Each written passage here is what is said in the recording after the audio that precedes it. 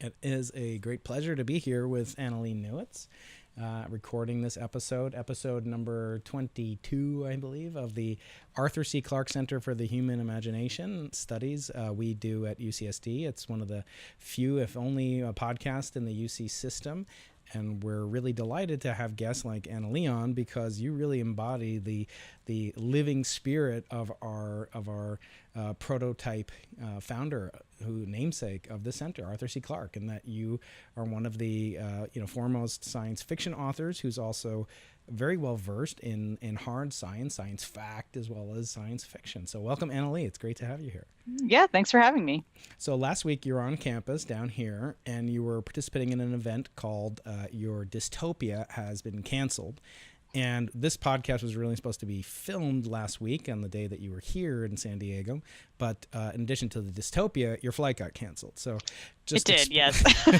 Explaining happens a lot for my audience what actually happened and why we didn't get to precede the event with the podcast. But nevertheless, you can find Annalee's entire lecture and presentation from the Clarke Center filmed last week on our YouTube channel, Arthur C. Clarke Center for Human Imagination. I want to introduce Annalee, just for the few of you who may not know who she is. Quite renowned in many different circles, and I think that's what your kind of polymathematical nature is what really intrigues me about you.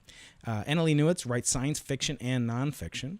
She's the author of the novel Autonomous, nominated for the Nebula and Locus Awards. And she won the Lambda Literary Award. As a science journalist, she's written for The Washington Post, Slate, Ars Technica, The New Yorker, and The Atlantic, among others. She is also the co-host of the podcast Our Opinions Are Correct. She was the founder of IO9, which is an extremely popular site online, and she served as the editor-in-chief of Gizmodo. Really phenomenal. One thing we're going to talk about today is not only her current novel, Autonomous, but her upcoming novel and even a work of science nonfiction coming after that. So there's really no stopping Annalee, it seems. And so I wanted to start off with kind of a little deep dive, if you will, for those of us who are writers, aspiring writers, etc. How you actually create worlds in a book like Autonomous, that you create entire scenarios, futures, and visualizations of the future that are very crisp and realistic. And yet, that's a skill that's very far removed from. There are very, very few writers who can switch between nonfiction and fiction so effortlessly. So, how do you accomplish that? How do you, is there a way that your nonfiction training as a science journalist, et cetera, that informs it, or is it completely different skill sets and you're just unique and we should just clone you? Which we can do here. Well, feel free to clone me. That sounds interesting. But it really is the case that I'm using kind of the same skill set, I feel like, because especially in Autonomous, like a lot of the world building in that came directly out of a book that I had done previously, a nonfiction book about how humans might survive a mass extinction using technology, green technology, and a lot of other things. And also just the work that I've done over the past 15 years covering technology and especially covering hacking and covering biotechnology. There's a lot of characters in the novel who are hackers, or one of the characters is a robot who, of course, can naturally break into systems because, she just uses her brain to connect up to the system and tries to figure out a way to fool it. And so, I approach fiction often the same way I do nonfiction. I interview a lot of scientists, social scientists as well, and try to I want my science to be as accurate as possible. I think that's fun. And fiction writers will often talk about how one of the best things about fiction in some ways is having constraints on what you're doing. Of course, there's the joy of making up whatever shit you want, which is delightful, but it's also fun to have some boundaries so that that helps you get more creative. And so for me, the boundary is often, can I make this feel plausible? Is this based on technology that's happening, that's being developed now, and that might plausibly go in this direction? Of course, you can't predict what's going to happen in 150 years. There's a million black swans that could happen. There's the three-body problem. We just don't know what's going to really happen. But we can make educated guesses. And oftentimes oftentimes those educated guesses come from looking at history and looking at how technology has developed over time and kind of saying, all right, we see certain ways that it goes. Governments will intervene in this way. People will take up the technology and do things they're not supposed to with it, which is my favorite part to when people do that. And so I find that what happens is I'll do a certain amount of nonfiction, and then I get a hankering to kind of take it into the fictional arena.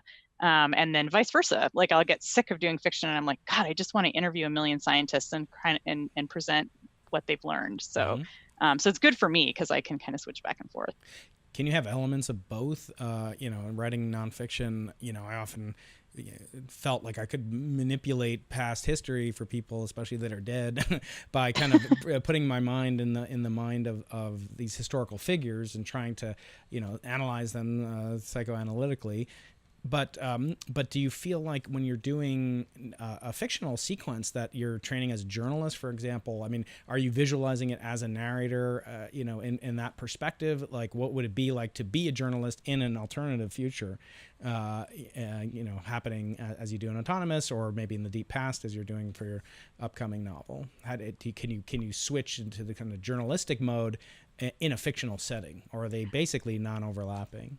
I think you can, for sure. And I did write a short story that was just a fake nonfiction piece of work of science journalism, which was about how scientists discover how to communicate with ants. Mm-hmm. And I just wrote it as like a future journalist covering this discovery and talking to the different scientists who'd worked on it and stuff like that. And that was really fun because I got to just pretend that I was writing journalism. And so there's some things that you don't have to do when you're writing journalism that you do when you're writing fiction. So it's like, oh, I don't really have to develop this character. That's easy. So that's delightful. So I think you can. And I definitely, in my fiction, even when I'm not pretending to be a journalist, I like my visuals to help readers understand how science is being done. And so oftentimes, like when I was doing Autonomous, I talked to some neuroscientists about just if you were looking at neurons changing, what does that look like? Is it fast? Can you see them doing it? What is that? What do you see when you look through the microscope? And they told me, and I put that in the book.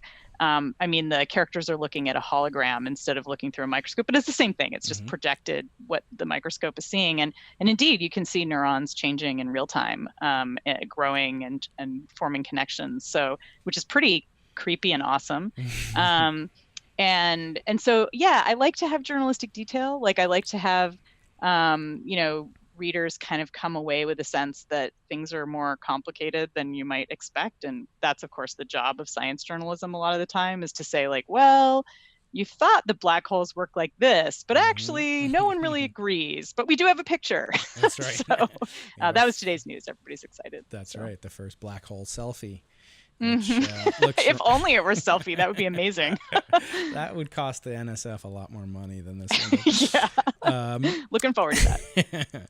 So I've heard it said, that science fiction writers often will contend that, deep science fiction in the future is really just kind of a manifestation of what either they wish would happen today, or maybe what's even happening today. I mean, Jack in Autonomous is kind of, part past, part future, in that, kind of like Robin Hood in some ways, anti-hero, but also looking deep forward in the future. But these are all events that are happening now with, medication costs rising, and sort of the need, the urgency is sort of happening now, and yet you're kind of fantasizing about the future. So what do you see in that continuum? Do you feel like, science fiction in the deep future is really an expression of, either the author or the audience's desires for what's happening today?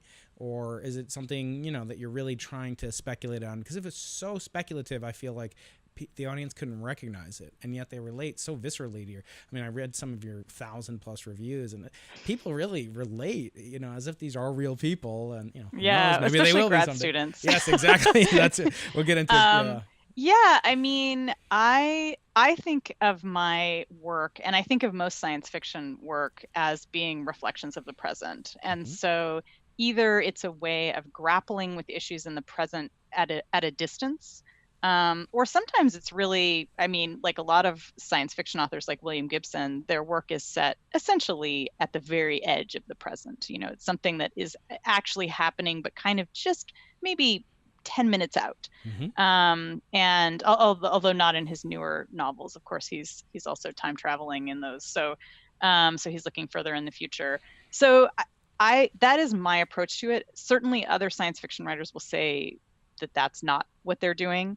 And of course, any book that you write is going to partly be a reflection of your fears and hopes. So, I mean, that's why I have an honorable pirate who is trying to do good, and hackers who are trying to do good, because that's kind of always been my perspective on it.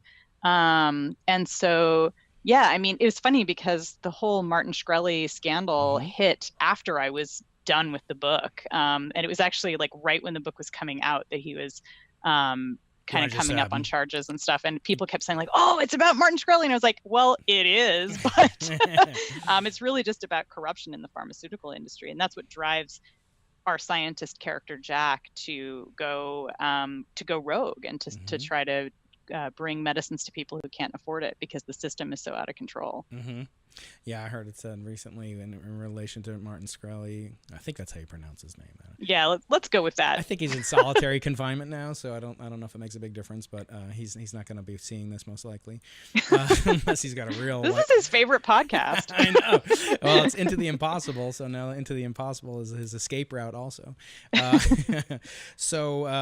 I heard it said once, maybe it was by him or somebody affiliated his legal team, Michael Avenatti or somebody, but it said something like, like they shouldn't charge so much money. These pills cost 25 cents. And someone responded, no, the first pill cost $2 billion. The next one cost 25 cents. But it'd be sort of disheartening if some of these, kind of manipulations, monopolies, et cetera, continue into, the year 2144 as the novel presents.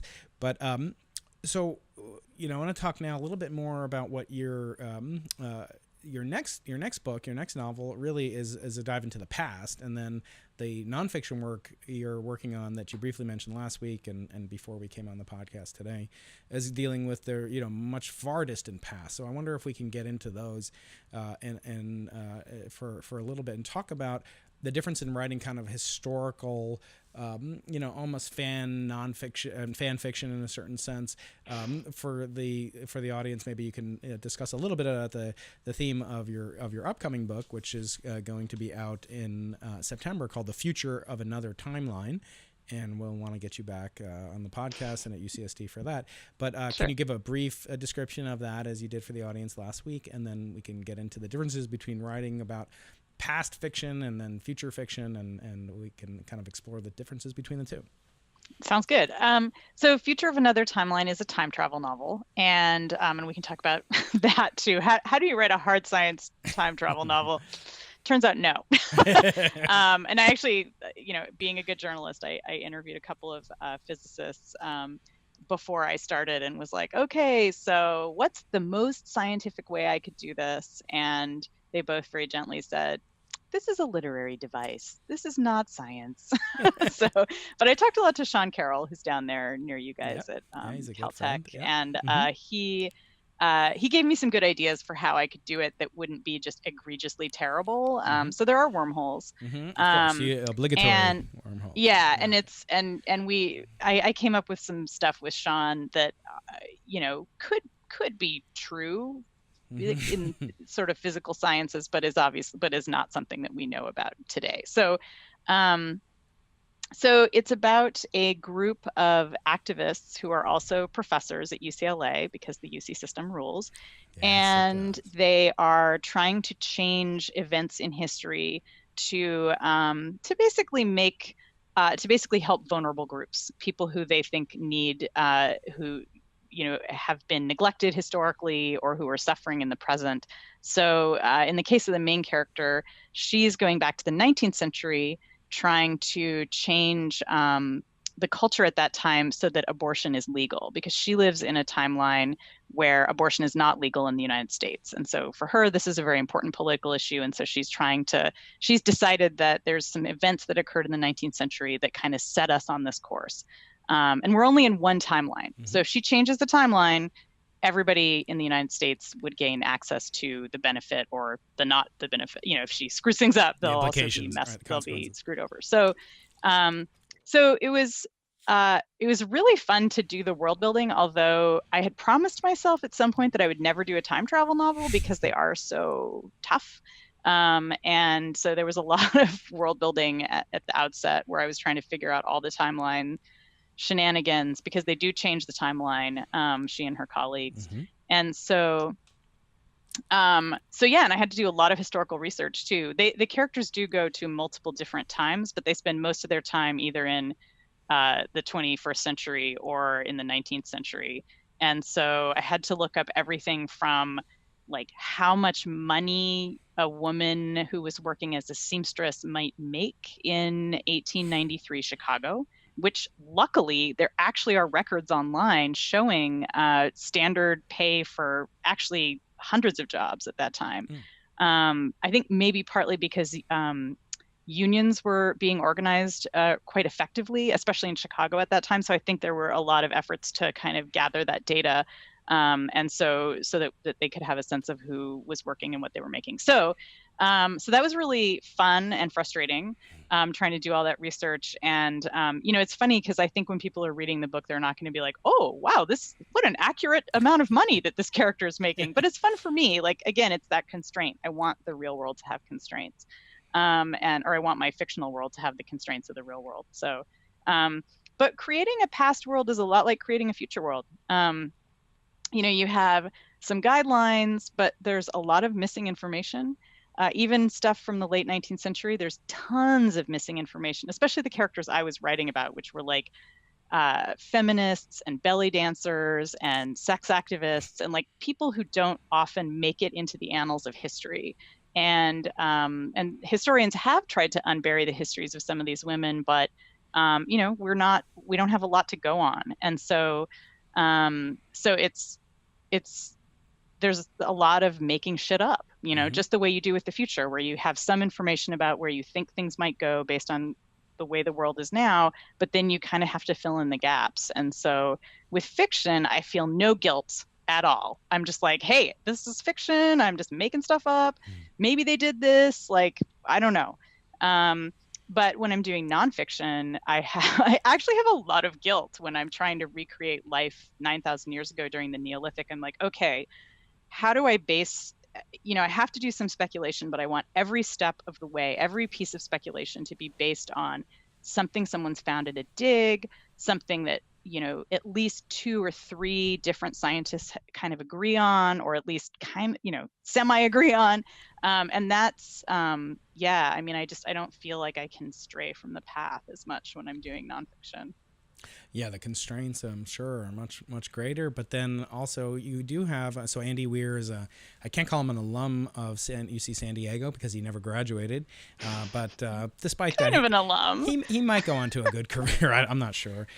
Time will tell. But, when he was here, he's really talking about how shocking in some ways it was to do a hard science fiction work and then be mercilessly attacked in some ways, but also aided by readers in another sense, that they could provide, you know, much more information on, you know, smelting of aluminum or for Artemis or you know, the kind of communications codes that Whatley uses in The Martian.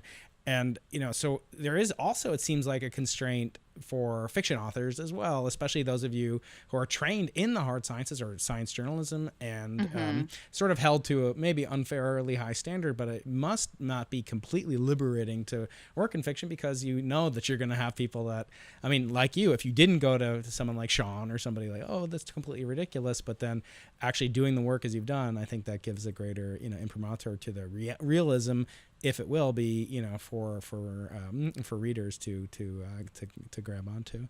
I want to talk about a theme that comes up, you know, somewhat in Autonomous, obviously, and maybe in the upcoming work as well, and that's, you know, graduate students and kind of the positions that these students, you know, we're talking about, you know, almost slave-like labor back in the 1800s for women, and, you know, a lot of people feel like, well, graduate students are kind of modern-day indentured servants in a certain way, and as I was telling you earlier, our building is called the SURF building that we're in now, Science and Engineering Research Facility. They couldn't come up with a better better acronym, right? No, they couldn't make it SURF or something unique to San Diego.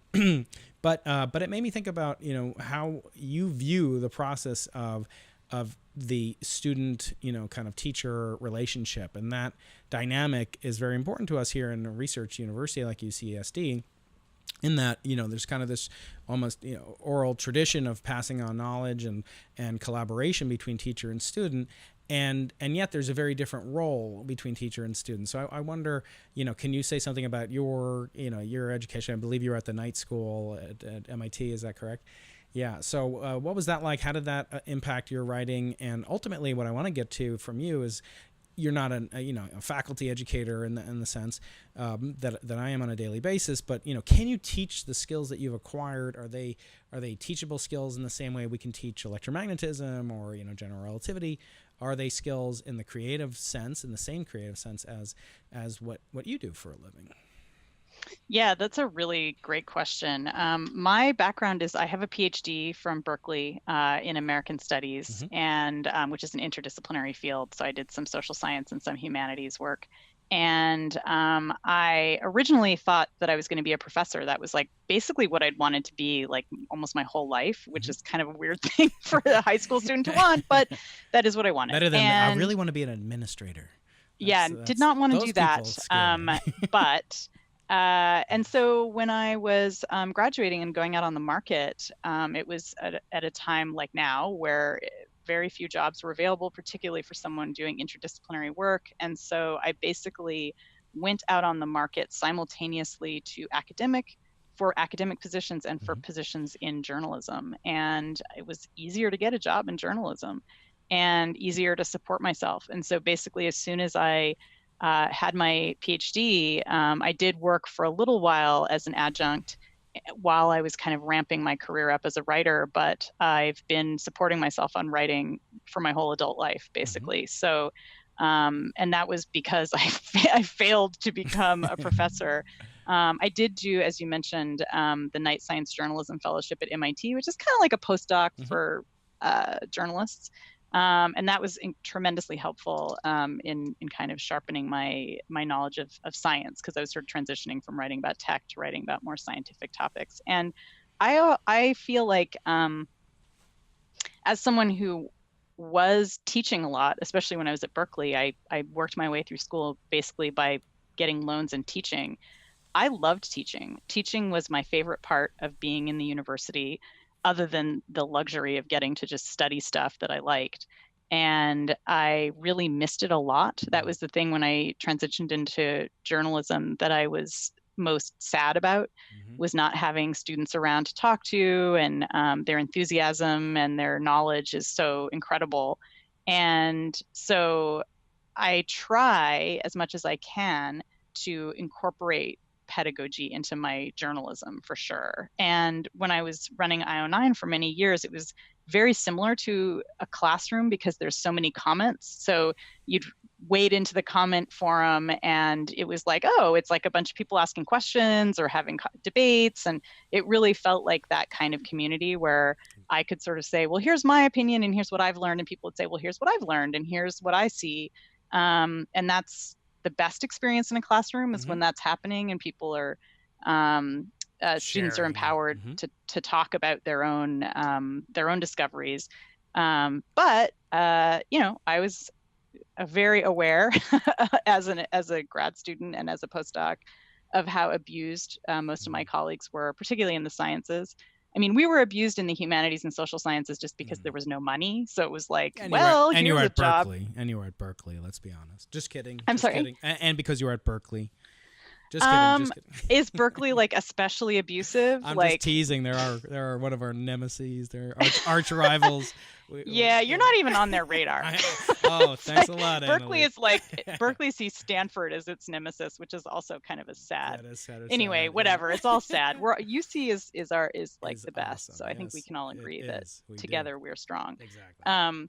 But yeah, I mean, it was super abusive. And like I said, especially in the sciences where people really had to they were dependent on their professors for everything. Yeah. Whereas like I said, there was nothing at stake. There was no money. Like we weren't going to get any fancy ass like lab position.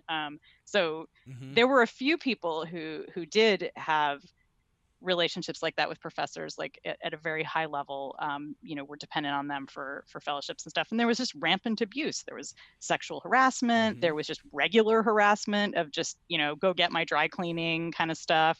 I had a professor who was trying to get me to do data entry at his house. And so I would just go over to his house and like he would wander around in his robe. And it was like, dude. What is it with professors in male professors in robes? This is a very it's like a weird, theme. and it wasn't, and I don't mean to say that it was like a harassment thing. It was just like creepy and inappropriate. Like, don't have your student come to your house. Like, it just feels like you're a servant, and it's like, robe is creepy. And it's impossible to be in a robe and not seem creepy. Okay. Yeah, and it was like, even though he was faculty members out there, perfectly nice guy, but it was just that kind of behavior, assuming that the student is just kind of at your beck and call, and and so that was. I poured a lot of angst about those experiences into Autonomous, where one of the characters is a grad student who's a robot, whose professor ports him to a printer. So like puts his brain into a printer and is like, oh, well, one of these days I'll hook him up with an antenna so he can access the network that way. But for now, he just has speakers and you can talk to him. It's pretty, it's obviously a metaphor. Yeah, it's commoditizing, humanity, right? Yes, very troubling. So, but on that theme, just so academia is imperfect. Most systems are imperfect. For sure. And yet we do have, I always say, teaching is an act of love, hopefully purely platonic love, not in robes. But it is, it's this expression of vulnerability and also, asymmetry in some sense. You hope the teacher knows more than the student, right? In some sense, and that's natural. And then in science, I always point out the word scientist in Russian, at least, as far as I'm told, means a person who was taught. And that really conveys, kind of this tradition that we're in, that the ultimate expression of science is to teach. And then the obligation, corollary to that is that you have to become a teacher. And so we exhibit a lot of that in the lab. I have 9 graduate students. And this is something that's very important to them. The grad students or the postdocs teach the grad students teach the undergrads. They're all kind of like force multipliers while I'm at the faculty club with my brandy snifter. No, I don't do Yeah, exactly. Well, one of the students brings you pillows. That's right, and enters data for me.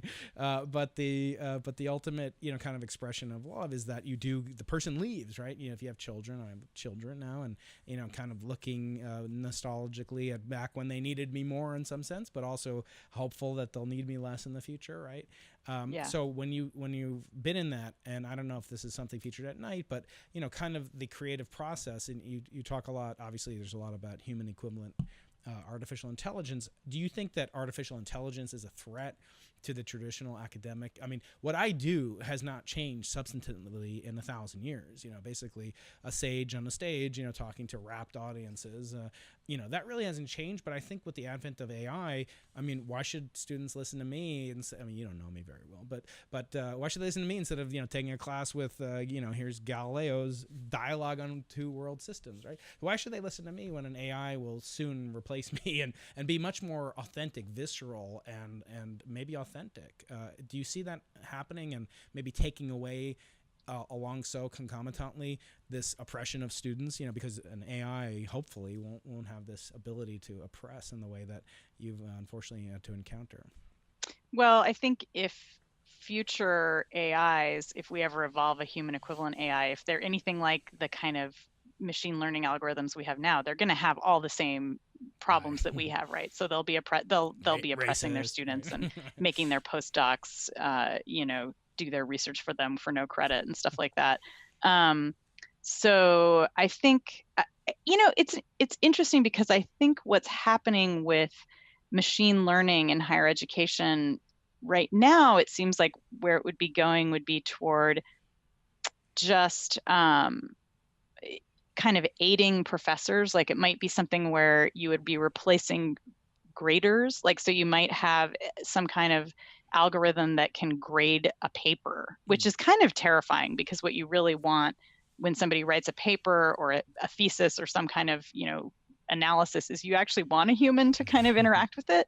But I could easily see it being, at a lot of universities, and I'm sure San Diego as well, there's these Weeder courses that are enormous and students are producing, essay questions during, answers to essay questions and things, and you have grad students grading them, and, it would be great if you could just replace them with a machine, right? And just, Scantron it kind of, except now you're doing Scantron type stuff for actually, written work. So I could see that happening.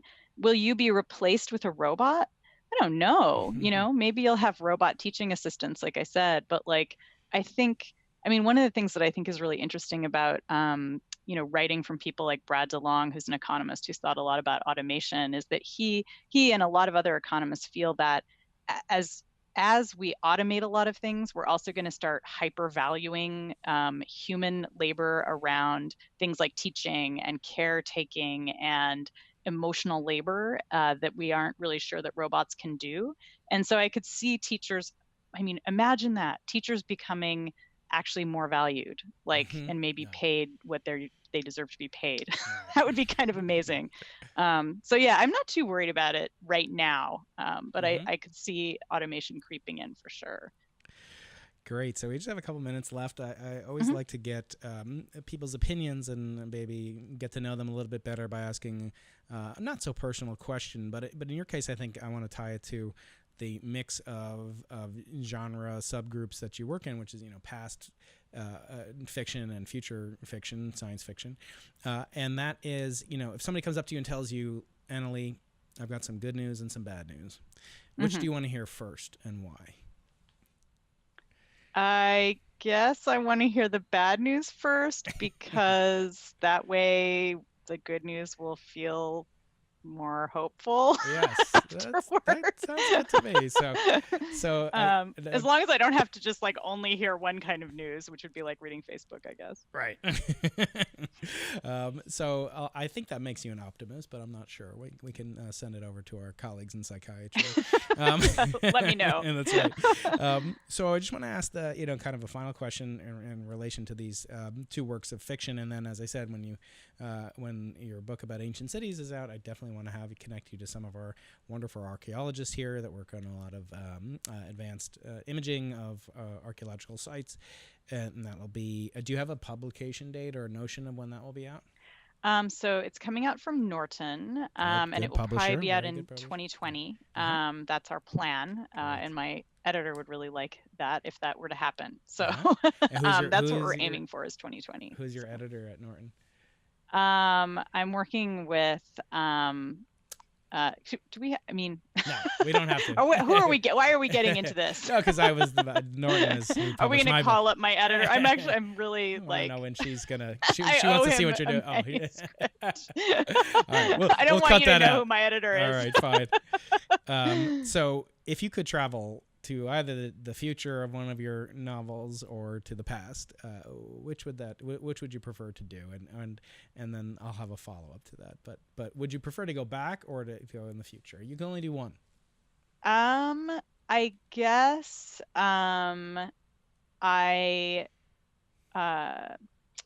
well, because I write a lot about archaeology, I think I would want to go to the past, and I would want to visit some of the places that I'm writing about and find out what the hell actually was going on, because there's so many mysteries that we just don't know, and it's super annoying. So yeah, I'd really like to visit Cahokia, which was a really big city about 1,000 years ago in southern Illinois. It's right near East St. Louis, and that would be especially if I could actually speak the language, I would love to go find out what they were up to. Very cool. Oh, that's excellent. Well, that basically subsumes my next question, which was, if you could go somewhere in a non-fictional setting, would you go in your works? And it sounds like you'd like to go to Cahokia, if I'm pronouncing it. I want to go to Cahokia. If I were to go to a place in a fictional work, I guess, in my upcoming novel, the characters, they go to all real locations, but they go to Petra, which is called Rockmu in this version of history, because they're not colonized by the Greeks. So, so yeah, that would be pretty fun. That was in the Nabatean Empire, in case you need to Scoring get some at home, time machine action. Yeah, I like the Nabatean Giants. They're my favorite baseball team. Speaking, well, they were great, right? That's like right. 2,000 years ago, they were on top of it. They had that winning streak. They had that global series champions. Annalee, it's been a real pleasure speaking with you from up north. I'm glad you made the time, and thank you so much for coming down last week. I hope we'll have you down here again. I'd love to. Yeah, thanks for having me on. And sorry, I didn't want to out my editor. I don't just worry was about like, that. Are people going to email him and be like, when is her book coming? No, they don't even know who he is. We'll keep it just between us. Our audience is growing, but it's not that big. Annalee, thank you so much. It's been a real pleasure. Thanks speaking very with much. You. Take care. Bye-bye. Bye.